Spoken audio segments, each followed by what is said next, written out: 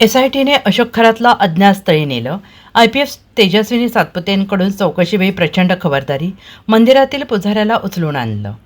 नाशिकमध्ये गाजत असलेल्या अशोक खरात प्रकरणाच्या तपासात आता मोठी घडामोड समोर आलेली आहे. विशेष तपास पथकाने चौकशीचे ठिकाण अचानक बदलत खरातला अज्ञात स्थळी हलवले असून या कारवाई दरम्यान प्रचंड गोपनीयता आणि खबरदारी घेतल्याची माहिती समोर येते. गेल्या 3 दिवसांपासून गुन्हे शाखा कार्यालय आणि पोलीस क्लब येथे सुरू असलेली चौकशी आता नव्या ठिकाणी हलवण्यात आलेली आहे. या चौकशीला SIT प्रमुख IPS अधिकारी तेजस्विनी सातपुते स्वतः उपस्थित राहून तपासावर बारकाईनं लक्ष ठेवत आहेत. कालच खरातची तब्बल 7 तास चौकशी करण्यात आली होती, तर आज त्याची सखोल चौकशी सुरू असल्याचं समजत आहे. या दरम्यान तपासाचा विस्तार करत SITने आणखीन एक महत्त्वाची कारवाई केलेली आहे.